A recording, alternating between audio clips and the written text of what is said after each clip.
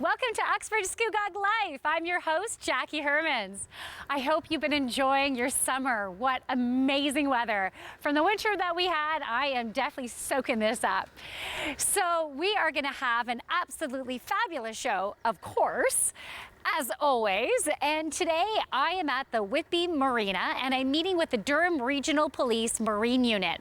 Now we're going to be talking about boat safety. So what do you need to have? What are the must-haves to keep you safe? So whether you're on a boat, whether you're on a paddleboard, a sea-doo, a kayak or canoe, there's definitely those must-haves so you can be safe and also to prevent you from getting a ticket. Because yes, the police are out there on the water and they are checking in because they want to make sure that you're staying safe. So we'll also talk about what to do if you are in an emergency. Maybe you don't have any communication such as a cell phone. So what are some things that you can do to make sure you stay safe? Now stay tuned to the end of the show. If you want to find out how you can be on the show, then we'll let you know how that can happen. So we'll be back with more on Uxbridge Scugog Life. Keep on watching.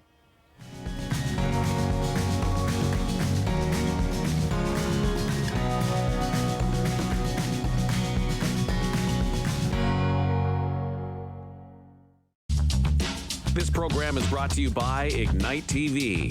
Now you're in command. Visit Rogers.com for more details.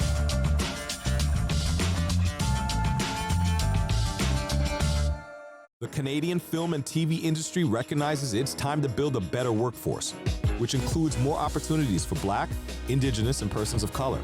HireBIPOC.com is here to help make this happen.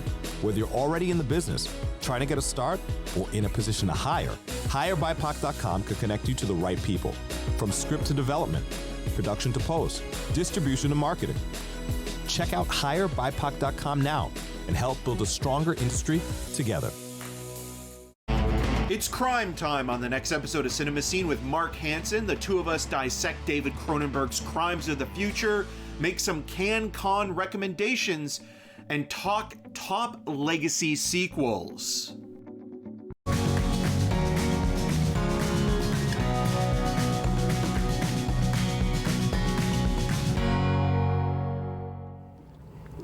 Welcome back to Uxbridge Scugog Live. So with me now is Constable Jon Stinson, and we're talking about boat safety. So, by the way, thank you very much. It's super cool to be on this. It seems too big to be called a dinghy, but technically, what do you call this unit? We refer to it as a Zodiac, or a rigid hull inflatable, so a RIB. A RIB? Yeah, RHIB, so rigid hull inflatable boat. Okay, right? Very cool. 26 feet long. It's got twin outboard turbocharged motors on it. We use it for our general patrols in the lakes and Durham region. So this is a pretty powerful boat. Yes, ma'am, it is. Now, if you were going full throttle here, would the top of the boat be like right out of the water? No, we're trained professionals, so we managed to keep the top of the boat on top of the water. That's something I would do, apparently. No, we've received training and boat handling on how to properly maneuver the boat, especially at high speeds. So. Okay, great. So I did want to talk to you about boating safety. So what are the must-haves if you are on a boat to make sure you stay safe and make sure that they're not going to get a ticket from you? Well, for the safety aspect, we'll leave the ticket aside for a second. Safety aspects, the key one, number one always, is a proper fitting life jacket, right? You want to make sure you have life jackets on board for everybody on board, and that they're as life jackets that properly fit. So if you have younger kids on board the boat with you, that you have life jackets that aren't all for adults. They have to fit the child in proper fitting that way. If it's something where you use a PFD like this, where it inflates on its own when it's submerged underwater, they have to be worn. So something like this is acceptable on a boat, but you have to be wearing it at all times, right? Okay. Whereas something like a life jacket, you can actually have it stored somewhere easily accessible on the boat to put on in the case you get thrown overboard or something like that, right? Or you have to abandon ship. So that's a must-have, and it's a very, very important thing. I would always stress that, like a seatbelt, it can't save your life if you're not wearing it, so why wouldn't you? If you got to bring it, put it on. It's the easiest way to do it, right? On top of that, you're going to need a throw rope, bailing bucket, a whistle or sound signaling device, a waterproof flashlight, fire extinguisher. Depending on the boat size, you may need flares or some other signaling device like that. The fire extinguisher for boats that don't have removable gas cans or something like that, where the fuel tank itself is fixed to the boat, you're going to need a fire extinguisher that's a proper class of fire extinguisher for that type of vessel. And these are all things you should be researching before you go out on the water. Know the vessel you're operating, know the size of it, know the limits and the requirements for it, because depending on the size, those safety equipment regulations can change, and where you may end up getting a ticket where you didn't know you should have had one, but you didn't do the proper research ahead of time, right? Right. Now, they also need their boating license, right? And so Yes, all ma'am. that information they're going to find out while they're doing their course. Yes, right? ma'am. Yes, ma'am. The Pleasure Craft Operator's Card is what it refers to. Okay. So there is an online course you can do, and then there's a requirement for a test at the end, and providing you pass that, you're issued a Pleasure Craft Operator's license, right? At which point, if you do run into us on the waterways and we ask you to see your PCOC or Pleasure Craft Operator's Card, you'll be able to surrender that to us to show that you've been certified to actually operate a vessel on the water. Now, at what age can you get your license? I believe it's 16 is as low as you can go. Below that, you can go as low as 12, and then after that, you can get issued a PCOC card at 12 years and up, but we recommend 16 years of age kind of thing. Right? Okay, gotcha. All right, so now if, let's say, you have a paddleboard or a canoe or a kayak, what are the must-haves for those type of crafts? Again, I come back to the life jacket. Okay. It can't save your life if you're not wearing it, and it's a must-have on all waterways at all times.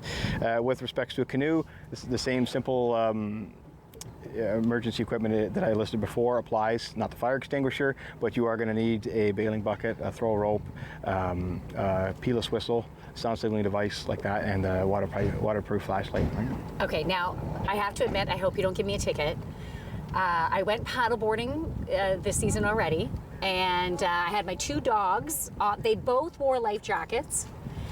I, however, did not have one, but they could keep me afloat. Now, you probably hear it often. I'm an excellent swimmer, which I am, but if you would have pulled me over paddleboarding with the 2 dogs and the 2 life jackets, I didn't have one, then you could definitely be facing a ticket? infractions. Yes, you could be facing a ticket for something like that. In that case, they call a man's best friend until you fall overboard, then they're going to swim away from you, I guarantee you. So don't count on your dog to keep you afloat. In a situation like that, most paddleboarders like to stay within sight of shore, within close distance and swimming distance of shore. So it might be one of those times where we just say, you know what, go back to shore and get your life jacket before you continue on with the paddleboarding. Depending where you are, I have run into people who like to try and paddleboard across Lake Ontario, which is inherently dangerous in itself, but if you're capable and up to it, just make sure you have the proper safety equipment with you and that somebody knows you're doing that, right, if you're going to go that far from shore. Okay, beautiful. Now, what about people who are fishing? We don't have a lot of time. We'll get back to that in the next segment. But what do they need to know? Well, fishing, as far as going on a boat or any kind of vessel on the water there, all the same safety equipment applies regardless of what activity you're doing on the water. Fishing is something we run into an awful lot, and it just comes with its own set of rules from the Ministry of Natural Resources regarding fishing licenses, right? You got to make sure you're properly licensed and that what you're fishing for is actually an open season, right? We will watch for that as well. All police officers are designated conservation officers under the Fish and Wildlife Conservation Act, so we can enforce and do enforce those laws. And we'll get into investigating that kind of stuff on the waterways when we talk to people who are engaged in fishing to make sure they know what they're fishing for, what they've caught, how many they're allowed to catch, and that they're properly licensed for it. Right? Okay, beautiful. Thank you so much. So no problem. We will be right back with more on Uxbridge Scugog Life.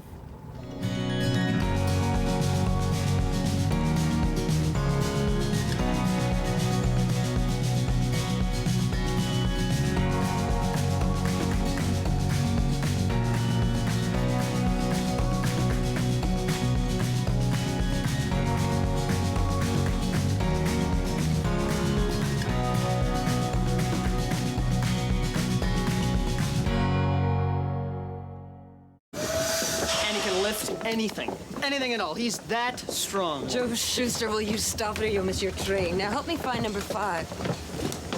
Strong, but by day he's a mild-mannered reporter. Glasses, a secret identity. Honestly, you Canadian kids. He'd be in this cape. A what? A cape, wearing these blue tights. A hero in tights, really. Here it is. Listen, Lois, this guy is faster than anything, I swear. If you're not fast, you're gonna miss your train. That's it. A bullet. He's faster. No, he's faster than a speeding bullet. Come on, get on it. No one's gonna read a comic strip about a strong man in tights, Joe. It'll never fly. Fly, no. But he can leap over tall buildings. Oh, wow, yeah. See what your cousin Frank says in Toronto. Wait, Lois. I've got something for you. Here, take it. It's a gift. You never know. It might be worth something someday. Is he great or what? Bye-bye, Lois.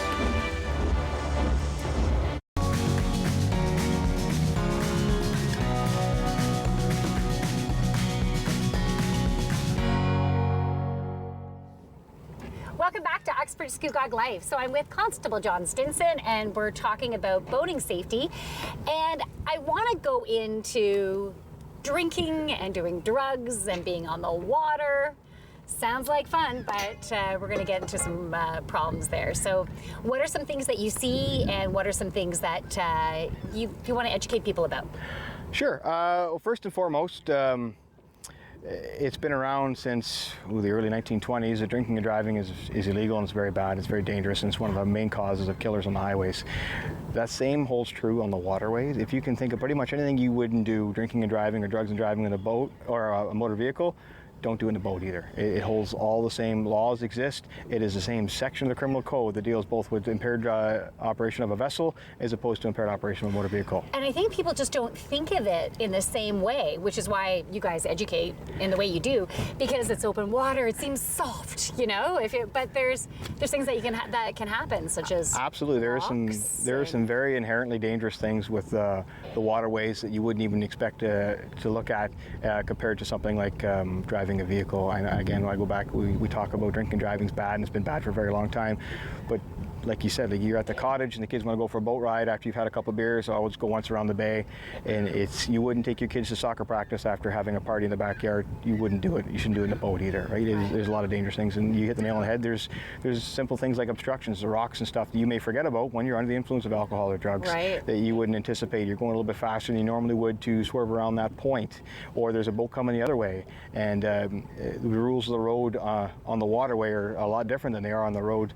And if you're not familiar with the way you should be operating your vessel, or the person you're coming towards isn't familiar with it either, and now we're under the influence of alcohol, your judgment is skewed, and you're not going to be able to make those sound decisions and operate that boat safely, right? Right. You know what I just thought of too is this past spring we had that massive tornado that came through, and with trees coming down, you never know what might be just under the surface. Absolutely. Right? That could have just been, and you think you know the water, but really. Yeah. Everybody gets used to that pothole in the road, and it stays there all summer long if they don't get to fixing it. But like you said, changing water conditions happen all the time. You get blowdowns, you get deadheads that come up.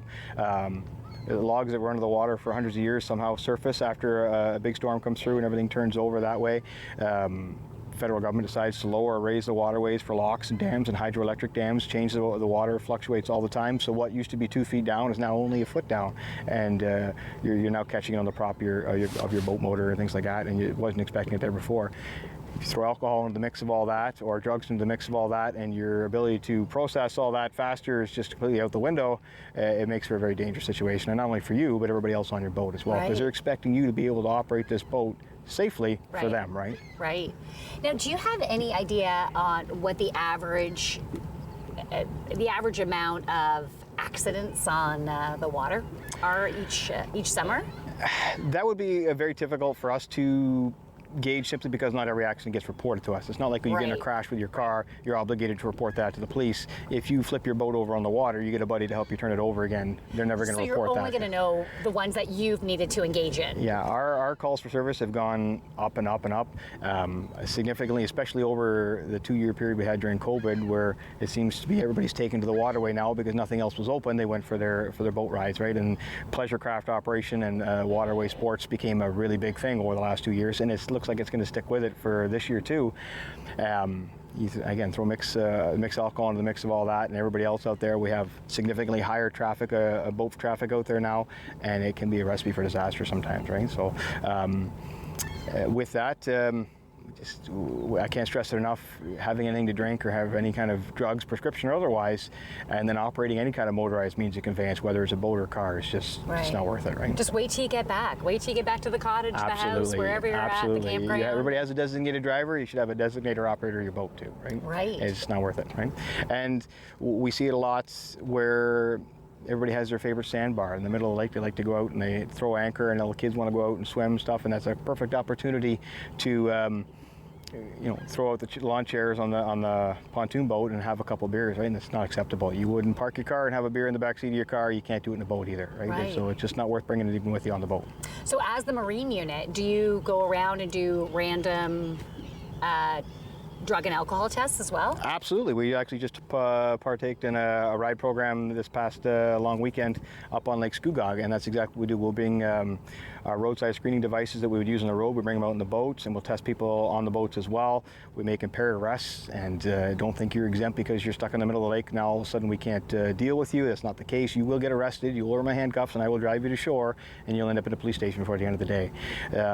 With impaired operation of a vessel, it all holds the same weight and consequences. Is the same as impaired operation of a conveyance, so your driver's license will be suspended, and we'll have to tow your boat into shore. We have to pay for the impound fees for your boat, right? Things like that. There are repercussions of doing this far above and beyond just operating a vessel, right? So like you won't be able to drive your car for the next 90 days because you decide to have a couple of drinks and go for a boat ride.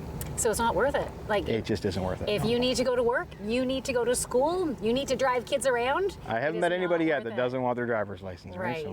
Right. And wouldn't that be challenging to say to the boss, sorry, lost my license? Somebody's got to come pick me up for the next 3 months, yeah? Yeah. Right? And even at the end of the day, when it's all said and done and you lose your license, you still got to get that boat out of the water, but now you can't drive your vehicle to go pick up the boat, right? So the repercussions are far-reaching, right? Yeah. Right. It's not worth it. It just isn't worth it. No? So it's good you guys do what you do, because we need to keep reminding people, educating people, and thinking about, yes, it looks like fun, but it's not worth it. I'm all about educating people, yeah. All right, we'll be right back with more on Uxbridge Scugog Live. Stay tuned.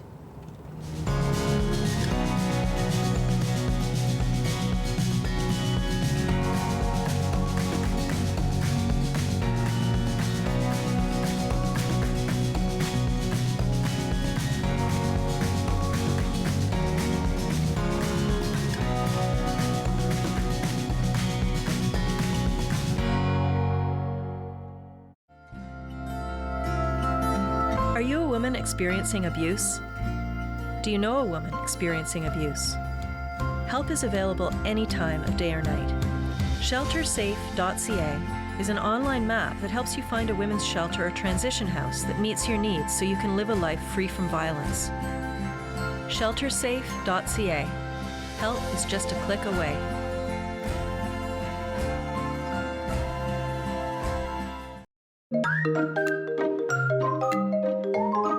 Think it's too late to become more fit? Think again. I'm personal trainer Karen Ross, specializing in 55+ fitness. My mission is to help you find your way back to health and wellness. I'll give you the knowledge and the power to take control of your own fitness path. Everyone deserves quality of life for their entire life. Tune into A Little Bit Fit with me, Karen Ross, here on Rogers TV.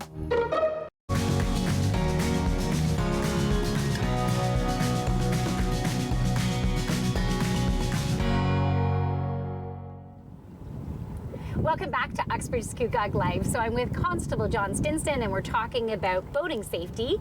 And so what I wanted to talk about now is, let's say you do get in an accident and maybe you're overboard, or maybe your boat hit something, your boat's starting to sink.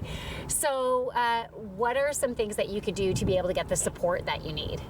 Well, I'll go back to what we talked about at the very start with your life jacket or your PFD. It can't save your life if you're not wearing it. If you fall overboard, there's a really good chance that you may end up suffering a head injury, depending on how you fall and what you hit on the way out.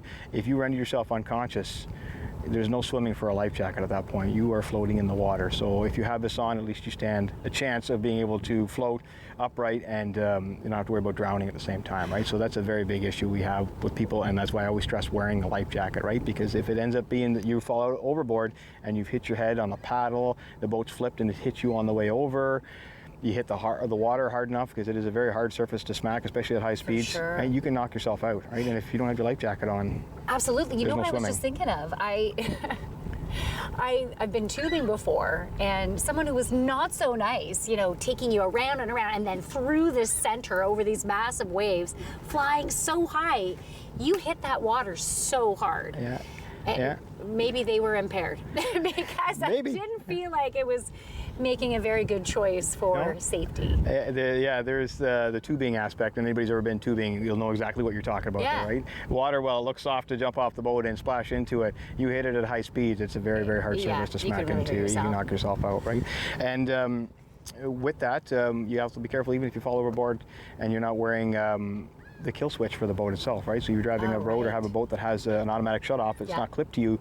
If you fall overboard, even if you are conscious, there's a good chance that boat's going to start doing donuts because there's nobody holding on to the helm itself to keep it going in a straight line. It may come back at you and you have no choice. You can't get out of the way. So having a life jacket on and being able to get out of the way of that boat is definitely a good idea. Always wear the tether, the kill switch tether on the boat if it has one, so that if you do fall over, the motor shuts and then you're not stuck out there in the middle of the lake all by yourself waving at your boat as it goes away, right? If you do fall overboard, depending on the size of the vessel and what kind of equipment you have on board, wearing a life jacket's a good idea. If you're able to get back on the boat because the boat is shut off because you're wearing that kill switch, get yourself out of the water sooner rather than later. Even on a really hot day like this, any water temperature under 20 degrees, hypothermia can actually start in the middle of the summer, and a lot of people don't seem to realize that, but we've rescued quite a few people in Lake Ontario alone in the middle of July, and they're shivering on our boats because it's a beautiful 33 degrees sunny day out. Lake Ontario can still be so cold. Lake Ontario can be very cold water, right? So just keep that in mind. The sooner you can get yourself out of the water, the better. It's something as simple as screaming for help and yelling at the top of your lungs, waving your hands, drawing that attention. The nice thing about the water is it really carries the sound, so you can carry your voice a long way, a lot further than you probably think you can, and somebody might be able to hear you, right? Okay. Trying to keep yourself above water as best you can for as long as you can. Always, if you're wearing your life jacket, if you want to reduce heat loss, you can go into what's called the help position, where you cuddle yourself up, bring your arms and legs in close to help reduce the heat loss. Because again, even in the middle of summer, it may seem silly, but hypothermia can set in a lot quicker than you think. Right. So it can be a very serious issue that way. If you're in a group, collect everybody you can, stay together in a big huddle so that we know where everybody is and nobody's ventured off or tried to swim for shore by yourself. Right. I guarantee you, if you fall overboard, shore is a lot further away than you think. So don't ever try and swim for shore unless you can think you're actually going to make it like that. More often than not, it's not worth trying for, right? Stay with whatever vessel, whatever floating object you have with you. Somebody will come find you. Okay. Something else, I used to lifeguard and swim instruct and all that, and it doesn't really help if there's a chance of hypothermia, but if you're having to be out in the water for a long time before you're going to get help and you get tired from swimming, let's say, because maybe you don't have your life jacket, which would be bad in itself, but you can also do your back float, right? Absolutely. Just to help, because you can just spread eagle on top of the water. We're all inherently buoyant to some respects, for sure. So if you need to relax and just keep your face above water for a while and float like that, and you have the circumstances to do it, by all means, right? Whatever you do to keep yourself above water for as long as possible, right? Now, if you're having, if you are still on your boat and you need to get some assistance, and let's say you don't have a radio, and let's say you don't have a cell phone, then you had mentioned screaming because your voice can carry. Any other options? Absolutely, you're wearing one. It's the whistle. Beautiful. Right here. Yeah, if you follow that tether right on down and pull it out, there's a whistle right in here. Yeah, right in there. And just untuck it from right in here. Yeah, and just tuck it there. So 3 long, very loud blasts on the whistle is a... This distracted me, sorry. Okay, that's a flashing light too. We get that way and it'll blink for you at night. So yeah, 3 long blasts from the whistle is an international distress signal. So letting everybody know that way. If you can blow that really hard 3 times in a row, or just keep blowing it continuously until somebody either gets annoyed with you and wants to come tell you to stop, in which case you're rescued, or they actually get the hint and they come out and help you, right? Or somebody calls 911 for you if they can't get to you, right? But that's why we wear the whistle, is so that you can make that distress call further than you could possibly scream, right? Beautiful. Now, it's also important to tell people where you're going, right? Where you're going, what time you're going to get back, because if they don't end up seeing you and it's past that time, then at least they'll know to be able to call for for some help. Absolutely. Always have a plan. Always let somebody know what your plan is. If you're planning on taking a bunch of buddies out into Frenchman's Bay on Lake Ontario for the day, and that's where you plan on being, that's where we know to go find you if you don't come back when you're supposed to, right? If you're going to cross Lake Ontario and head to Niagara on the lake on the other side, let somebody know that's where you're headed. You know, it should take me an hour and a half to get there at the speed I'm going to go. So I know in 3 hours' time, if you didn't make it, I have a general idea which way you went and to go look for you, right? And it gives us a good basis for where we're going, right? If somebody doesn't know that you've gone out, and it makes it even more difficult for us to go find you when in the event that we find out you're missing in the end, right? A lot of the rescue calls that we receive in the Marine unit are just that. Somebody went out boating a couple hours ago. They're not usually gone this long. Can you go look for them, kind of thing, right? Or they said they were only going to here. I've been waiting for an hour and they're not here yet. We don't know where they are, right? So somebody had some general idea of your plan, and it's what sparked the whole rescue to begin with, right? Right. Well, thank you. No problem. A lot of great tips today, so thank you so much. We want you to stay safe on the water. We'll be back with more on Uxbridge Scugog Life.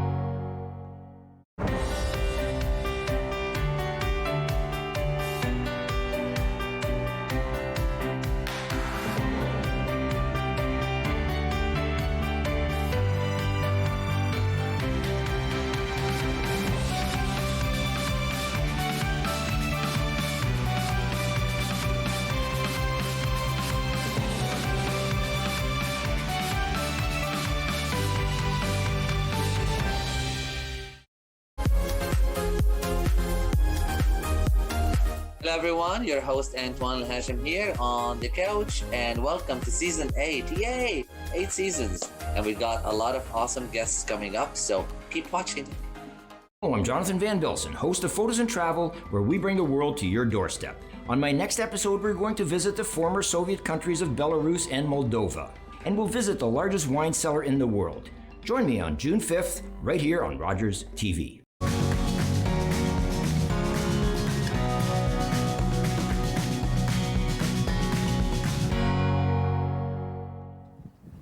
Welcome back to Uxbridge Scugog Live. So that is a wrap of another show.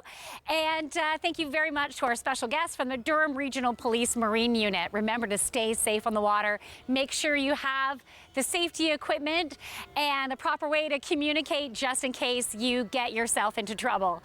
So if you want to be on the show, you can send us an email at uxbridgescugog@rci.rogers.com. Thanks for watching. We'll be back next week with more on Uxbridge Scugog Life. Bye.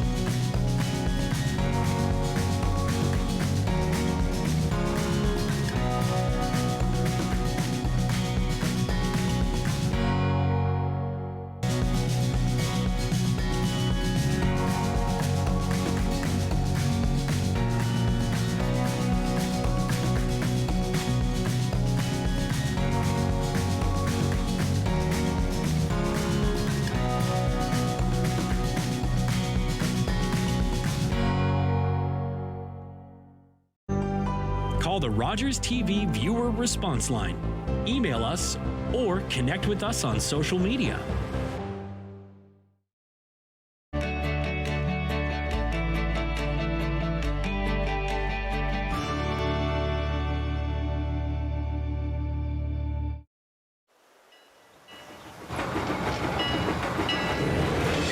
To the rafters in the Edmonton Arena. Everyone is feeling the pressure on the Grabs as they await the American champs. Here's the Cleveland favorite Knits now, and boy, do they look impressive.